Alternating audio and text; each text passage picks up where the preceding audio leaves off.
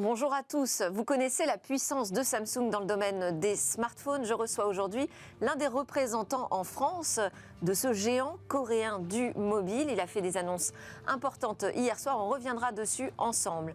Le reste de l'émission sera aussi consacré au débrief de l'actu. C'est notre séquence hebdomadaire avec mes commentateurs. Et dans une seconde partie, je recevrai le tout nouveau et tout premier président de NumSpot. NumSpot, donc c'est cette initiative française pour un cloud 100% national, totalement souverain, dans l'idée, l'ambition d'héberger demain les données les plus critiques, les plus stratégiques pour la France. On terminera cette édition comme tous les jours avec notre chronique « Où va le web ?» Mais donc sans plus attendre, débrief des annonces de Samsung, c'est tout de suite dans Smart Tech.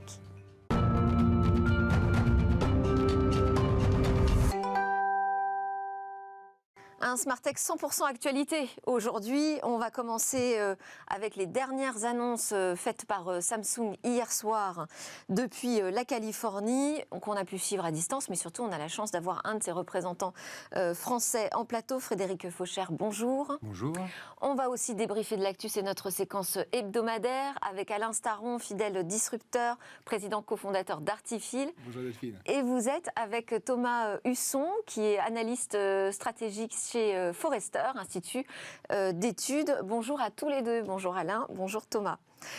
Donc on commence avec cette actu d'hier soir. Frédéric Fauchère, je rappelle que vous êtes le directeur division mobile expérience B2B Samsung. B2B, c'est le secteur de l'entreprise. Vous allez voir pourquoi ça m'intéresse beaucoup de vous avoir sur ce plateau aujourd'hui. Donc hier soir, événement à San Francisco. C'est vraiment l'occasion chaque année, l'impact de Samsung de dévoiler ses dernières technos, des smartphones, des PC. On va commencer peut-être par la nouvelle gamme de smartphones qui a été révélée.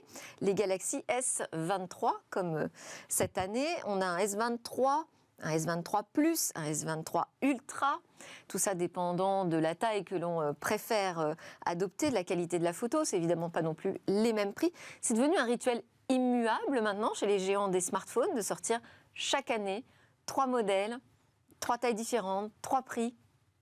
Oui, parce que c'est important, parce qu'en même temps, on est quand même dans un contexte où les consommateurs, j'ai l'impression, nous disent attention, on voudrait un petit peu plus de sobriété, un peu plus d'économie circulaire, prendre un peu plus le temps avant de renouveler nos smartphones. Absolument. C'est un enjeu, parce que l'évolution du poste de travail nécessite de mettre à jour régulièrement les performances de nos produits, d'intégrer beaucoup plus de composants durables dans ces composants et ces éléments. Donc on se doit systématiquement d'apporter de l'innovation, de la sobriété, de la performance, parce qu'il y a de plus en plus d'applications métiers qui sont embarquées sur les terminaux, qui sont exigeants en termes de ressources. Donc on a besoin de répondre à ces évolutions autour des postes de travail en général. Mais sur les smartphones, est-ce qu'il y a tant de demandes sur des nouvelles technologies de pointe? Est-ce qu'on n'est pas plus là dans une compétition où finalement vous ne pouvez pas vous dire là cette année nous on n'annonce rien, parce que sinon il y a votre concurrent Apple, il va dire nous on a un nouveau truc vachement bien. Alors, il n'y a pas un emballement comme ça entre les deux leaders? Non, pour vous donner un peu de contexte, Samsung est un fournisseur de solutions mobiles pour les entreprises, secteur privé, secteur public. Donc on leur met à disposition des terminaux, smartphones, tablettes, PC, qui embarquent des solutions propriétaires, au rang desquelles des solutions Knox qui permettent de sécuriser les produits. Et on le fait en sécurisant les terminaux, en protégeant les données qui sont embarquées sur ces terminaux, et en ayant des nouvelles spécificités qui viennent, par exemple, comme Knox Vault, isoler, sécuriser tous les mots de passe, biométriques, reconnaissance faciale, etc. Donc là, vous nous dites les S23 qui ont été présentés sont en premier lieu destinés aux entreprises? Alors, ils ont une gamme dédiée pour l'entreprise, qu'on appelle Entreprise Édition, sur lequel vous allez avoir d'abord une promesse de continuité de l'offre, puisque ces produits sont disponibles 24 mois, pour permettre des déploiements au fil du temps dans les entreprises. Ils embarquent toute la suite Knox, qui permet donc de paramétrer, administrer, configurer, sécuriser les terminaux. Et puis, ils embarquent également des solutions qui permettent de transformer votre smartphone en un PC, pour avoir un minimum d'équipement sur certains types de collaborateurs, mais qui leur permettent d'utiliser un smartphone comme une tablette et comme un PC. Alors, donc, cette stratégie très B2B, ça veut dire que c'est là que se trouve peut-être la croissance, parce que les derniers chiffres, alors ils ne sont pas mauvais, les derniers chiffres de vente de smartphones, tout va bien, mais enfin, on sent quand même un petit coup de frein, un petit coup d'arrêt. Ils baissent. des chiffres de vente de manière globale. On est toujours à 1,2 milliard de smartphones vendus, hein, mais IDC et Canalys nous disent on a une baisse de 11% quand même en 2022 par rapport à l'année précédente. C'est une baisse même encore plus accentuée sur le dernier trimestre de l'année dernière. Et les deux leaders sont touchés. Ce n'est pas juste les petits acteurs qui sont concernés par cette baisse. Est-ce que c'est inquiétant, ça? Alors, les chiffres pour un vendeur de smartphones sont des chiffres globaux. Oui. Moi, en ce qui me concerne, sur le marché français, l'activité du B2B, le marché du B2B a été en croissance parce qu'on voit une tendance de fond. Donc, on a un levier vraiment sur le B2B. Il y a un levier parce que une des grandes tendances pour l'instant au niveau des grands groupes, c'est le smartphone pour tous. C'est d'équiper de plus en plus de collaborateurs, un peu plus avec des produits qui sont mis à disposition par l'entreprise plutôt que du BYOD. Ouais. C'est un peu moins en vogue en ce moment parce que les entreprises, elles veulent maîtriser leur parc, l'administrer, le sécuriser, faire manager elles-mêmes les montées d'OS, être sûr que toutes les failles de sécurité sont parfaitement gérées par les terminaux et donc avec des mises à jour qui sont administrées par les systèmes d'information de l'entreprise. Donc on profite en fait de cette tendance du smartphone pour tous au détriment du BYOD. Et alors, ça représente quelle part dans les ventes en volume, les ventes B2B par rapport au B2C? Là encore, sur le marché français, le B2B, c'est à peu près un gros tiers sur le marché par rapport au total du marché du smartphone. Et la croissance? La croissance du B2B en volume, c'était 5% en 2022, donc plutôt des chiffres assez dynamiques sur un marché qui est relativement conséquent. Et vous avez le chiffre monde? Non. Bon. Alors, vous nous dites donc ce smartphone, il peut se transformer en PC. C'est vrai que ça devient tellement puissant ce qu'on a dans la poche aujourd'hui qu'on peut tout faire avec. Ça n'empêche qu'il y a eu quand même des annonces du côté de PC portables. Absolument. Chez Samsung, avec un Galaxy Book 3, notamment Ultra, c'est-à-dire un ultra portable, qui peut lui se transformer en tablette. Alors, c'est le Galaxy Book 3 Pro 360 qui se transforme en tablette. Exact. Le Galaxy Book 3 Ultra... On retourne comme ça, en fait. On retourne, et puis en fait, on a une surface de 13 pouces qui vous permet de travailler complètement en tactile. Le Galaxy Book Ultra, lui, est en 16 pouces, donc un produit qui positionne très très haut les capacités de traitement de graphisme, avec des processeurs de 13e génération d'Intel qui vont soit en Core i7, soit jusqu'en Core i9. Donc un produit qui est extrêmement référent, extrêmement performant pour faire des usages souvent très particuliers en entreprise, principalement autour du graphisme et de la puissance de calcul. Donc là aussi, vous visez finalement la même population, la même cible que le concurrent Apple. Alors on a, en termes d'offres produits, certaines similitudes avec notre concurrent nord-américain sur les produits de très haut de gamme, mais on a quand même une approche assez différente sur la largeur et la profondeur de gamme, puisqu'on a des produits qui sont durcis, non durcis, pliables, non pliables, équipés d'un S Pen ou pas, avec des variantes de mémoire et de capacité. Donc ça nous permet d'adresser un marché assez différent, au rang duquel toute la partie industrie et l'équipement des travers de première ligne, qui sont là aussi une tendance de fond du marché, d'équiper des collaborateurs avec des smartphones qui n'étaient pas équipables en PC ou qui n'étaient pas tout simplement équipés par l'entreprise, mais dont elle reconnaît aujourd'hui l'intérêt d'avoir des collaborateurs équipés partout pour communiquer, pour être connectés, pour les sécuriser sur leur lieu de travail également. Ah, sécurité, oui. Alors, parce que Samsung a demandé à l'IFOP de réaliser un sondage auprès d'entreprises de 10 à 249 salariés. 92% des entreprises estiment que c'est le premier facteur pour choisir les téléphones de leurs collaborateurs. Donc, on voit que c'est un critère quand même majeur. Comment vous les rassurez sur ce point? Comment vous avez travaillé avec Google sur la question de la sécurité de l'OS? Alors, je vous l'ai dit, la brique Knox qui est embarquée sur tous nos terminaux Entreprise Édition est un dispositif qui permet d'avoir différents types de briques pour sécuriser les devices. La première approche, c'est de sécuriser l'accès au terminal, l'accès aux données, avec des composants qui vous permettent donc d'isoler dans un container vos données personnelles, vos données professionnelles. Les données professionnelles sont administrées par l'entreprise, les données personnelles par le collaborateur.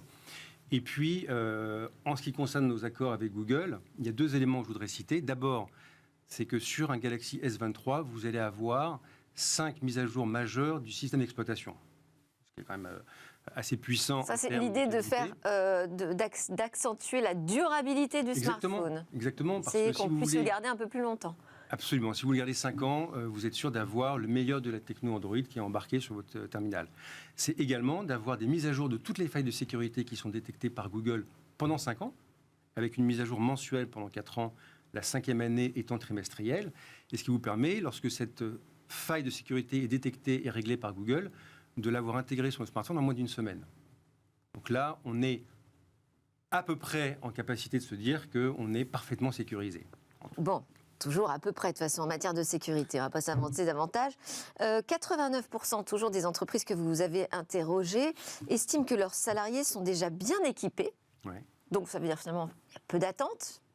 Mais les salariés, eux, sont peu consultés sur les choix des matériels. Ça fait quand même 2 freins, ça, pour percer dans le milieu de l'entreprise. Alors, un 3e chiffre que je vais vous partager. Allez, donnez-moi le chiffre 80% positif. des employés interrogés, en termes d'attractivité, Ouais. sont plus attirés par l'entreprise qui leur met à disposition des outils sur un poste de travail, collaboratif Ouais. ou techno, à la pointe. C'est certain. 80%. Et sauf qu'on voit qu'ils sont peu écoutés, finalement. Alors ça dépend. Si vous prenez notamment En les tout cas, critères de durabilité. c'est les chiffres qui ressortent de l'étude. C'est-à-dire que là, à ce jour, ils sont peu consultés sur les choix des matériels et les entreprises disent non, mais tout va bien, ils sont très bien équipés. Alors ça dépend, parce qu'on a aussi des entreprises qui mettent à disposition des catalogues produits sur lesquels le collaborateur peut aller choisir le produit de son choix, en fonction de la taille d'écran qu'il souhaite, en fonction du design, en fonction de la durabilité également qu'il va avoir en tête. Mais 64% des entreprises sont quand même concernées par des produits plus durables, voire reconditionnés. Et ça, c'est une demande qui vient très fortement aujourd'hui du collaborateur. Et donc Samsung fait du reconditionné ? Alors, on y pense, Oui. on y vient. Très bien. On pourra vous en parler très bientôt. Super. Peut-être au Mobile World Congress, parce que je me disais, là, on est à 3 semaines du grand salon à Barcelone sur le mobile. J'imagine que Samsung a préparé quand même quelques annonces. C'est pas faux. C'est pas faux. Eh ben super, merci beaucoup. Frédéric Faucher de Samsung, vous restez avec nous. Avec plaisir. On va débriefer le reste de l'actualité. Pour débriefer l'actualité aujourd'hui, j'ai convié Alain Staron, cofondateur, président d'Artifil, Thomas Husson, vice-président analyste Forrester. Bonjour à nouveau à tous les deux. Et restez avec nous en plateau Frédéric Faucher, qui est le directeur de la division mobile expérience B2B chez Samsung. Merci beaucoup d'être resté. On va commencer par cette première actualité qui est la publication d'un baromètre du numérique publié donc lundi par le ministère de l'économie, des finances et de la souveraineté industrielle et numérique, et qui nous parle de ce lien qu'ont les Français avec le numérique. On voit le niveau d'adoption. Alors j'allais dire d'abord un chiffre peut-être un peu sans surprise, 87% des 12 ans et plus sont équipés d'un smartphone, mais c'est quand même en progression. Toujours pas fini de s'équiper, nous en France, visiblement. Oui, à mettre en relation avec le chiffre de gens de foyers qui ont un téléviseur, c'est 95% depuis 50 ans. Ouais. Ça veut dire quoi? Ça veut dire qu'il y a une frange irréductible de Gaulois, et je pense que c'est vrai dans tous les pays, qui ne s'équipent pas. Il y en a même qui se déséquipent. Il y en a qui se déséquipent, absolument. Ouais. Et donc, il ne faut jamais penser que 100% est la vraie réponse. Le vrai objectif, il est entre 90 et 95, donc on est presque au bout. On est presque au bout. Bon, vous avez peut-être d'autres chiffres que vous avez repérés. Je vais vous laisser peut-être me dire ce qui vous a intéressé dans l'étude. Mais ce qui est intéressant, c'est qu'il y a quand même 54%, donc une majorité des Français qui ont été interrogés, qui disent avoir des difficultés à utiliser finalement ces démarches en ligne. Ouais. Parce que il y a eu la démocratisation des usages, on en parle là, avec 9 Français sur 10 qui ont un smartphone, mais avec des sites qui ne sont pas forcément toujours adaptés au mobile, et puis avec des populations plus âgées notamment, qui n'ont pas forcément toujours d'autres choix. Et donc il va falloir travailler beaucoup l'accessibilité. Ouais, c'est-à-dire qu'il y a d'un côté l'équipement, mais de l'autre, les usages. C'est pas parce qu'on est suréquipé qu'on sait s'en servir. Et ce chiffre monte. Mm. Ce qui est intéressant, ça veut dire que les éditeurs des usages, typiquement les services publics, vont plus vite que la montée en puissance du niveau des gens qui s'en servent. Ah, c'est là que Donc, c'est les gens intéressant que décrochent. ce soit le ministère qui s'intéresse à ces chiffres, parce que On pense faut aux en tirer impôts. des conclusions. Ouais. Pour ces impôts, Pour le coup, le site des impôts est plutôt bien fait. Il y a 250 démarches qui vont être rendues plus digitales et dont l'accessibilité et le design va être amélioré. Mais c'est vrai que pour un certain nombre d'usagers, de consommateurs, de citoyens, ça reste compliqué. Et par rapport à l'étude, je crois qu'elle est faite toutes les 2 ans, effectivement, il y a une augmentation de 7 points de la part des Français qui disent avoir du mal à maîtriser ces outils technologiques. Donc il y a un problème de design et d'accessibilité finalement des sites sur lesquels il faut agir assez rapidement. Et puis pas seulement un problème numérique, c'est-à-dire qu'il faut aussi penser à l'accompagnement toujours à côté, garder quand même un SAV, une hotline, des gens, même si les impôts, vous dites c'est bien fait, c'est vrai, mais il y a parfois des cas de figure où on a besoin d'appeler quelqu'un et de poser une question. Et ce qui est intéressant, c'est que les gens veulent être aidés, mais pas qu'on fasse à leur place. Ouais. Ça, c'est quand même bien. Oui, tout à fait. C'est la démarche de progrès qui est ancrée. Mais là, on est vraiment dans une démarche, finalement, pour les services publics, il me semble, de questionnement sur le service client. Quel est le bon service client à rendre désormais qu'on est dans un système où on numérise de plus en plus l'administration? Mais c'est une vraie difficulté parce que les canaux précédents ne disparaissent pas forcément et qu'il faut effectivement les laisser accessibles et qu'il faut penser au-delà de l'interface digitale lui-même, qu'il faut penser à l'ensemble des processus qui vont avec. Et c'est effectivement et je ne suis pas facile. sûre qu'aujourd'hui, les personnes en place dans ces administrations soient sensibilisées à cette approche service client. C'est quand même... c'est presque un autre métier aussi, non? Oui, quand on dit service public et service client, effectivement, parfois il y a un gouffre. Mais c'est un métier. Et aujourd'hui, il y a beaucoup de choses qui sont sous-traitées, qui sont confiées à des experts, des agences dont c'est le métier. Moi, je vois dans beaucoup de sites de l'administration d'énormes progrès avec à chaque fois un questionnaire à la fin. Qu'est-ce que vous en pensez? Alors, en revanche, sur Internet, quand même, taux d'équipement, là, on est... taux d'équipement, de connexion, 82% des internautes utilisent Internet quotidiennement. Mais 58% ne pourraient pas se passer d'Internet plus d'une journée. Ça pose quand même la question aussi de la dépendance. Et pour le mail, c'est ça qui est un peu étrange. C'est-à-dire que plus de la moitié des utilisateurs d'Internet ne pourraient pas rester une journée sans consulter leur mail. Ouais. Ça me laisse... Bon, on en fait partie quand même, non? Ah non, moi j'aime bien tout. Oh, bravo, alors là j'admire. Ah mais c'est... Thomas? Et c'est difficile effectivement aujourd'hui de s'en passer. Hein. On parle de l'homo numericus. Daniel Cohen qui parle de l'homo numericus. On est dans une société qui effectivement devient de plus en plus numérique. Et donc, il faut accompagner les usages, et d'un point de vue citoyen et aussi d'un point de vue équilibre des territoires, c'est un enjeu clé pour l'administration.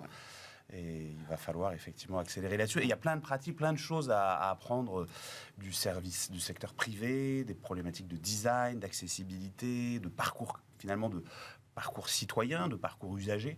Il y a énormément de choses qui sont en train de se faire et heureusement, effectivement, l'administration accélère là-dessus. Mais d'après l'étude, en tout cas, on sent que la perception évolue parce qu'on est sur aussi des profils différents, des personnes plus âgées, au-delà de 70 ans. Il y a aussi des personnes qui ont problème d'accessibilité qui sont malvoyantes. Il y a tout un tas de publics auxquels il faut s'adresser.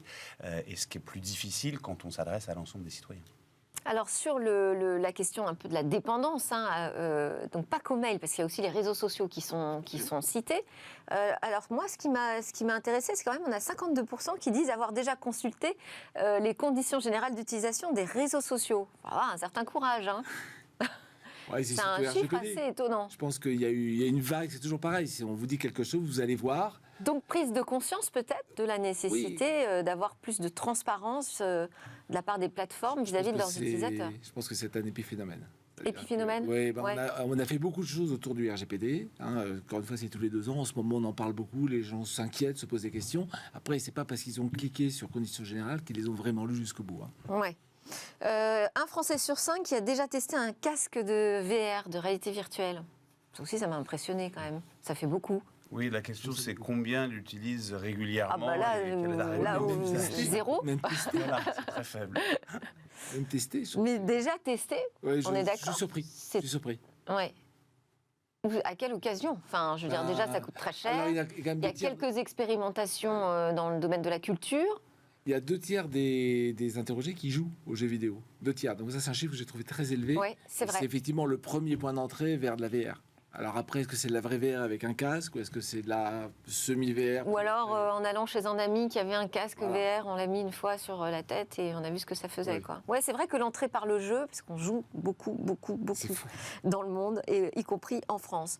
On passe à notre autre actualité du jour, c'est les revenus publicitaires du côté de chez Google, c'est pharaonique, mais là, qui pourraient lui causer des problèmes, puisque aux États-Unis, on menace Google de démantèlement. C'est le ministère américain de la Justice justice qui poursuit le géant pour abus de position dominante dans la pub en ligne. Est-ce que vous y croyez à cette menace de démantèlement ?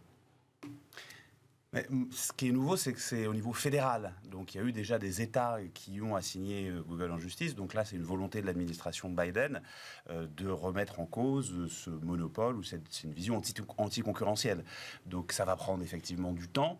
Il va y avoir beaucoup de lobbying et beaucoup de batailles d'avocats, mais c'est une volonté de l'administration fédérale. C'est vrai que si on regarde historiquement, c'est un phénomène qui a lieu dans pas mal de pays. Il y a quand même, Google a déjà payé, ne serait-ce que sur la partie Android, 4,1 milliards d'euros d'amende. Donc ça se généralise un peu partout dans le monde. C'est effectivement une possibilité. Il y a eu des démantèlements par le passé. Et ça va prendre du temps, mais on voit bien que c'est une remise en cause. Il y a longtemps, des démantèlements. Ouais. On ne parle pas tout à fait de la même chose. Ce que tout le monde fait allusion, c'est AT&T, qui a été éclaté en 7 Babybel. Ouais. Début des années 80. Et là, à ce moment-là, c'était vraiment un cataclysme pour AT&T. La boîte a disparu. Là, le législateur, il s'est attaché sur quoi il pouvait s'attacher, c'est à l'intégration verticale. C'est-à-dire Google non seulement administre des espaces, mais administre la place de marché qui gère les espaces.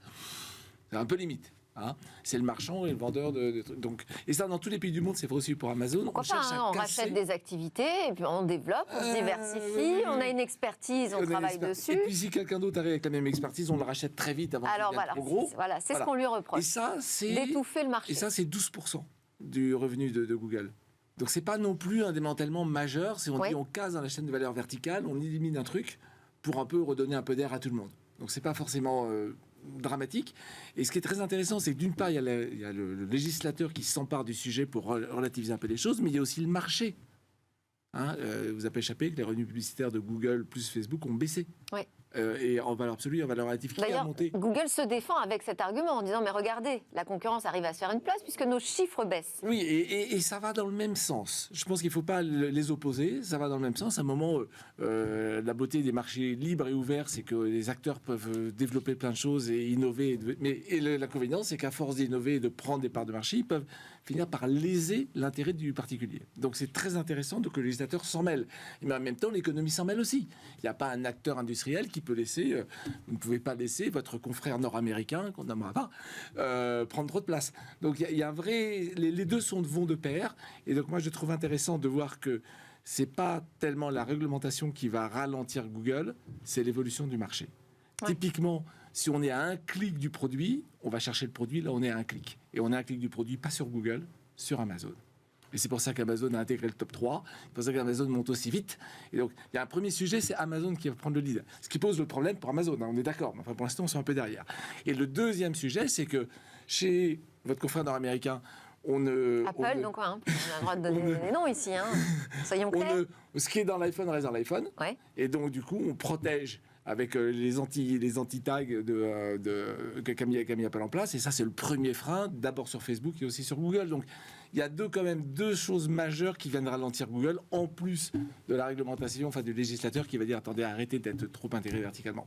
Il y a l'intégration verticale, effectivement, ça je te rejoins là-dessus. Après, quand on regarde le marché, donc effectivement, c'est un peu un jeu des vases communicants. Quelle plateforme on profite? C'est effectivement Amazon avec le retail média qui est en train d'exploser. C'est TikTok aussi qui, pour le coup, en termes de régulation... Qui va rejoindre le top 5. Voilà. Et donc, c'est un jeu, finalement, de bascule. Google souffre quand même moins que Meta, parce que sur la partie... les faits et les chiffres montrent que c'est le cas, et en tendance, nous, c'est ce qu'on prévoit. Meta va souffrir un petit peu plus parce que le temps qu'il trouve effectivement les outils pour pallier les restrictions sur le ciblage publicitaire sur ATT. Ils sont plus dépendants d'Apple. Ouais. Voilà. Mais au final, on est sur des écosystèmes de plateformes digitales. Mais effectivement, la question, elle n'est pas sur l'intégralité du business publicitaire de Google, elle est sur cette intégration verticale, et sur la concurrence que l'on offre aux autres acteurs. Ce que vous me dites, c'est que ça va un peu déstabiliser le marché, mais entre géants. Oui, et pardon, juste une dernière chose quand même. Non, parce que quand même là, l'objectif, ce serait de faire de la place aussi à des entrants sur le marché, ou en tout cas des acteurs d'une taille Alors ça, c'est autre chose inférieure. qui va se passer, c'est toujours pareil. Donc déjà, juste pour terminer, j'ai oublié de dire que Apple travaille sur un moteur de recherche qui n'aurait plus Google, et le législateur l'incite à. Et donc, si jamais Google perd l'accès à 1 milliard d'iPhone qui utilisent la recherche Google, ça va leur poser un très très gros problème. Et le deuxième sujet, tout ça, ce sont des cycles. les cycles, ils durent 20-30 ans, maintenant. Avant, ça durait 100 ans, maintenant, ça dure 20-30 ans. Qu'est-ce qui fait qu'un cycle arrive à la fin? C'est un changement de paradigme. Donc, si on veut savoir comment les nouveaux acteurs vont rentrer, si vous cherchez à faire rentrer un autre moteur de recherche, c'est mort. Cherchez à faire rentrer un autre cloud, je suis désolé, c'est mort. Il faut penser au coup d'après. On va en parler avec notre prochaine invité parce que, attention, hein, on a une grosse alliance là. Je sais bien. En France, industrielle, Encore qui une veut fois, offrir une offre 100% souveraine. Donc Si on verra. vous voulez gagner la guerre, changez de bataille. Bon, bah vous ne serez pas là en plus parce que vous partez je suis après le obligé de débrief, mais partir. bon, c'est pas grave. Vous voulez ajouter quelque chose peut-être, Thomas, Non, je pense qu'on a sur votre analyse du marché? échangé les points principaux. Ok, alors on voulait signaler, dans le smartphone, il y a autre chose que Samsung et Apple. Il y a une offre qui s'appelle Fairphone et qui vient de lever donc 49 millions d'euros. C'est pas une petite somme. Et Fairphone, c'est le smartphone éco-responsable, c'est la durabilité. L'objectif, c'est avec cette levée de pouvoir sensibiliser davantage sur ces questions de produits durables, parce que c'est vrai qu'il faut de l'argent pour communiquer. Ça coûte cher, surtout face aux géants comme Samsung. Et puis de développer et d'améliorer évidemment son offre de produits et son service clientèle. Ce qui est intéressant, c'est que cette levée, elle intervient aussi après un bond de 35% des ventes en 2022. On est face à une vraie tendance là du smartphone plus durable. Il y a une attente très forte des consommateurs. Ce qu'on ne dit pas effectivement suffisamment, c'est l'impact écologique des smartphones. Donc on ne peut pas être dans une logique où on va renouveler comme ça régulièrement le smartphone. Et d'ailleurs, les consommateurs le gardent de plus en plus longtemps. Et Fairphone est typiquement, c'est une boîte qui a une dizaine d'années et qui est iconique de l'économie circulaire. Ouais. Donc effectivement, après, en termes de volume, malheureusement, ils n'ont pas tout à fait atteint leurs objectifs. On est encore assez loin. Ils en ont vendu 88 000, je crois, en 2021. Ils en visent 200 000 en 2023. Donc on voit bien qu'en termes de... Soit 120 000 en 2022. Et 120 000, c'est... Mais on est encore loin des 200 000. Mais l'enjeu, c'est la on est loin du 1,2 milliard. 120 000, c'est 0,01% de part de marché. Donc c'est peut-être iconique, mais d'une micro-niche. Et une tendance, mais une micro-tendance. Sauf que c'est une tendance marché, on le voit bien dans les annonces qui ont été faites par Samsung. Chez Samsung, on et... ne tremble pas encore face à Fairphone. Non, mais je pense que c'est quand même intéressant de regarder la démarche. Mais bien sûr, non, mais Thomas l'a bien résumé. Je pense que cette tendance de fond, on se doit d'y répondre. On doit être proactif et on doit être en mesure et en capacité en fait d'accompagner ces enjeux et les demandes des consommateurs, particuliers ou entreprises. Donc Fairphone arrive avec une offre qui se développe auprès des consommateurs. Nous, on a l'ambition de se développer vers les deux, le consommateur, l'entreprise, mais c'est absolument nécessaire d'y aller et d'organiser cette démarche du produit reconditionné. Bon, en plus, c'est un acteur européen, donc ça, on est plutôt content quand on voit des pépites comme ça qui prennent et qui montent. Vous vouliez ajouter quelque chose, Thomas ? Non, effectivement, ça reste une entreprise niche. L'enjeu, c'est effectivement à quel rythme Apple et Samsung vont se différencier sur ce sujet-là et vont accélérer, parce que ça va devenir un avantage concurrentiel pour l'un des deux, à savoir lequel. Et puis surtout, c'est qui sera le premier à ralentir là, ce rythme effréné. Et je signale aussi quand même que Fairphone est rentable depuis 2020. Bon, ce n'est pas toujours le cas des startups qui lèvent des fonds. Dernière actu qu'on va commenter ensemble, c'est ces identifiants qu'on partage assez librement et simplement quand on est abonné à Netflix, avec pas seulement notre foyer, mais parfois au-delà, notre famille, nos amis, les gens qu'on rencontre. Alors ça énerve évidemment Netflix qui se dit je passe à côté de pas mal de revenus. Donc la décision est prise de resserrer la vis. Ça devait être début 2023, finalement ce sera en mars que les choses vont se compliquer sur le partage de mots de passe et d'identifiants. Est-ce que c'est aussi risqué pour Netflix de décider de resserrer la vis comme ça auprès de ses clients qui ont pris des habitudes? Oui, honnêtement, je pense pas. Enfin, si vous aimez Netflix, à un moment, vous achetez. Et si vous achetez pas Netflix, il faut acheter Disney+, ou Prime+, ou d'autres. Mais ça revient, les prix sont à peu près les mêmes, les programmes sont à peu près les mêmes. Je pense que c'est... pour eux, ils vont gagner en rentabilité. Ils vont limiter une fuite qui est tout à fait compréhensible. Donc, honnêtement, je vois pas le danger. Pas de risque? C'est un usage qui était toléré. On parle quand même, de l'ordre de grandeur, c'est une centaine de millions de comptes. Donc, il y a risque d'y avoir quand même un peu de déperdition. Il y aura une transition et au final, ça va permettre de récupérer des abonnés qui ne payaient pas. Mais il y a aussi un risque. Il va y avoir une consolidation sur le marché. Ce qui va se passer très probablement cette année, c'est que Disney va racheter les parts de Hulu dans Comcast, que côté Viacom, CBS, Paramount et les autres entités vont probablement fusionner ensemble, parce que si on regarde le marché aux États-Unis qui est plus mature, il y a eu un pic où on est monté jusqu'à 4,75 abonnements par foyer. C'est en train de baisser forcément parce qu'il y a des tensions quand même sur l'économie, et donc il y aura au final un petit peu moins de plateformes. Et oui, je pense que c'est une bonne chose pour eux d'aller dans cette logique-là. Après, on a beaucoup parlé. C'est aussi un signal c'est parce que avant, Netflix pouvait presque se passer de ça, de cette surveillance de ses clients. Là, maintenant, ça devient quand même plus tendu sur le marché aussi. Hein. Oui, il y a eu la concurrence qui est arrivée notamment avec Disney. Il y a eu une décélération du marché, Amazon Prime aussi. Après, on a beaucoup parlé des difficultés de Netflix, de la décélération. Ils ont quand même rajouté 30 millions d'abonnés sur les 2 dernières années. Oui. Voilà, et quand on regarde la valorisation de l'entreprise historiquement sur les 8-10 dernières années, c'est un des acteurs de la tech qui s'en sort finalement le mieux. Oui. Alors, ils espèrent dégager 721 millions de dollars de revenus supplémentaires aux États-Unis et au Canada. Comment ils vont s'y prendre pour surveiller si ces partages de comptes sont tout à fait corrects ou dans l'illégalité? Ils vont surveiller l'adresse IP, l'ID de l'appareil, l'activité de compte depuis les appareils connectés au compte Netflix. Et il faudra, si on est voyageur et qu'on se balade avec son matériel et qu'on se connecte à distance loin de son foyer, il faudra quand même se connecter au Wi-Fi depuis son emplacement principal au moins une fois tous les 31 jours. Pas trop contraignant ? Non, c'est juste que Netflix, c'est un peu plus souvent où on est. Ah, oui. Mais c'est là où est le risque. Non, mais il y a potentiellement sur la façon dont ça va être exécuté, sur le comment, un risque potentiel d'image, donc auquel il faut faire, à mon avis, assez attention. Et à ma connaissance, c'est pas encore défini les modalités pour le marché français. Ouais. Donc c'est une volonté globale. Après, il va falloir voir sur le comment, sur les préoccupations qu'on évoquait tout à l'heure par rapport à la vie privée. Donc il va falloir faire attention à la manière dont c'est opéré. Merci beaucoup Alain Staron, Artifil, Thomas Husson, Forrester et Frédéric Faucher, Samsung. Vous restez avec moi, on va accueillir ensemble le tout nouveau premier président de NumSpot, donc cette ambition nationale dans le cloud souverain.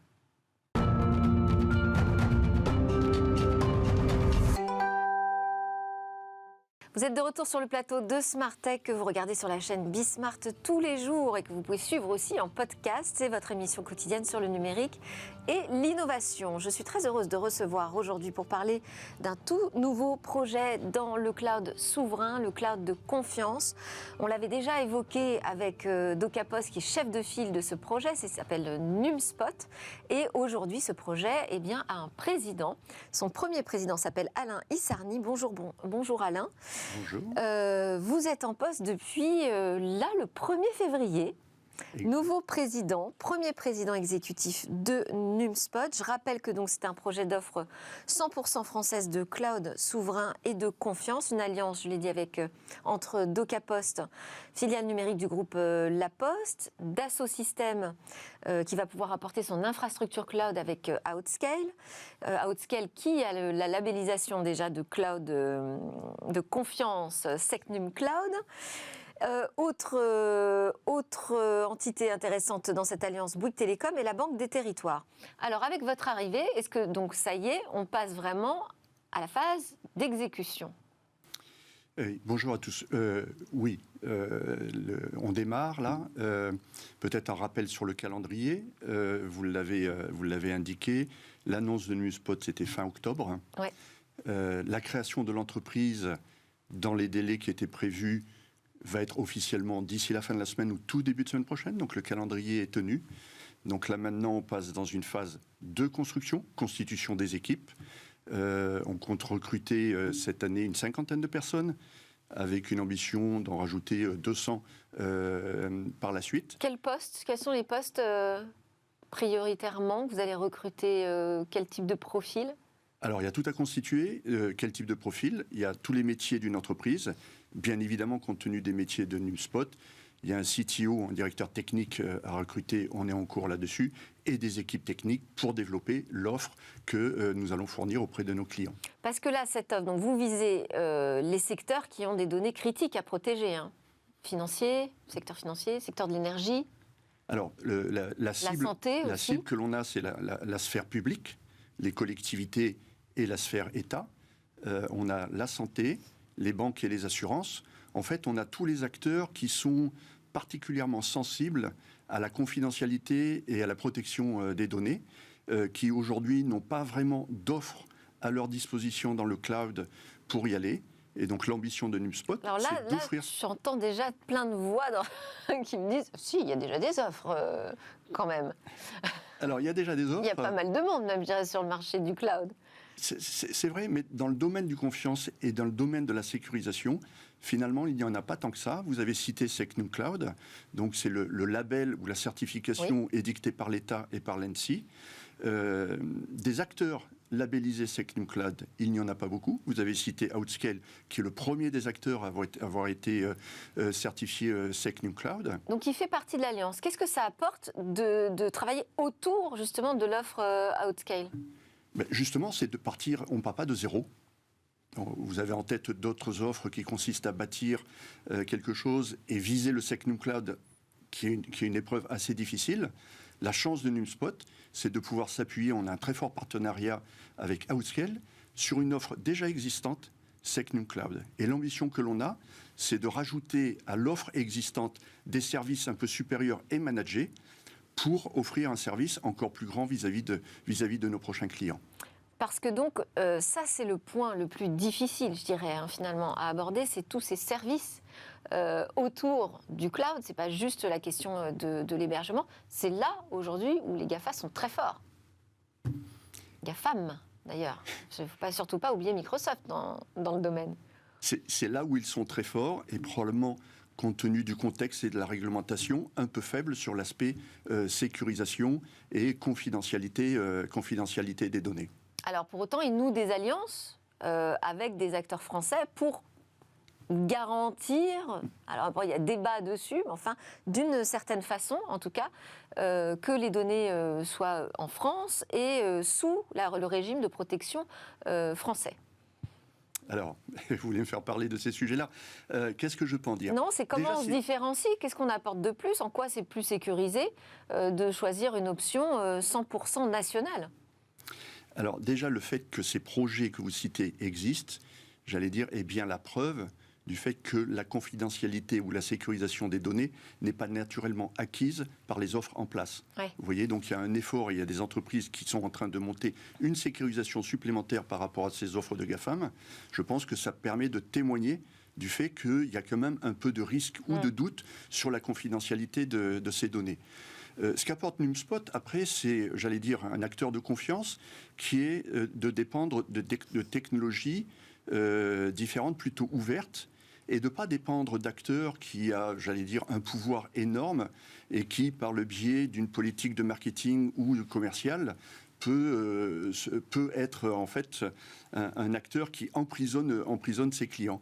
Donc voilà, donc il y a la sécurisation clairement des données avec le critère SecNumCloud, et il y a aussi la liberté des clients à pouvoir basculer d'un fournisseur de cloud à un autre, et clairement NumSpot va se positionner là-dessus. Et alors, vous savez en plus de quoi vous parlez, vous n'arrivez pas de nulle part, hein. Vous êtes l'ancien directeur des systèmes d'information de la CNAM, et la CNAM qui a eu à se positionner sur un sujet important qui était le Health Data Hub, donc vous avez connaissance de ces enjeux de protection des données de santé, notamment des Français, et de la difficulté de se résoudre à les confier à des opérateurs américains, parce que la CNAM a résisté sur ce projet. Alors, ce n'est pas la CNAM qui est en charge du Health Data Hub. Hein. Ah, bien sûr que non, c'est pas ce que j'ai dit. La CNAM a eu à se positionner sur des sujets avec forte confidentialité. Vous connaissez probablement le dossier médical partagé, le Mon Espace Santé, qui a fait l'actualité et qui est encore dans l'actualité. C'est la CNAM qui est en charge de cela, avec une vigilance extrêmement forte sur la sécurisation des données. D'ailleurs, pour la petite anecdote, ces contrats ont été passés. À l'origine, dès l'appel d'offres, il y avait une demande auprès des prestataires qui est de s'engager à ne pas fournir des données à un tiers sans l'accord express de l'assurance maladie. D'accord ? Avec une clause qui est le dirigeant s'engage à ça et engage sa société. Et si ça n'est pas respecté, alors il s'engage à devoir subir des réparations sur les préjudices subis. Pour l'anecdote, les différents prestataires qui se sont présentés sur ces appels d'offres étaient j'allais dire, tous immunes aux lois extra-européennes ou extraterritoriales. Ah oui. Quel est le calendrier alors, maintenant que vous êtes arrivé? Alors le calendrier, je Pour vous l'ai dit. Numspot. Le calendrier, je vous l'ai dit maintenant, est de constituer les équipes. Tel qu'annoncé, l'ambition, c'est d'offrir les premiers services à l'automne de cette année, donc en service sec NumCloud. Et on est en train de travailler là sur le calendrier des offres supplémentaires, des couches supplémentaires.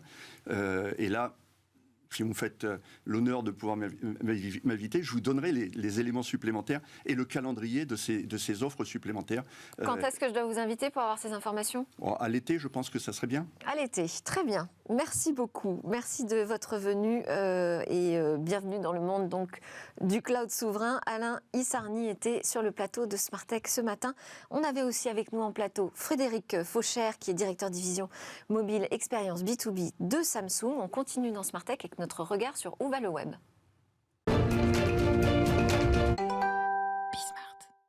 Alors peut-être que vous prévoyez déjà vos vacances d'été. Eh bien, vous pourriez tester votre voyage dans le métavers. Vous ne savez pas quelle destination de vacances choisir? Eh bien, testez maintenant vos futurs voyages dans le métavers.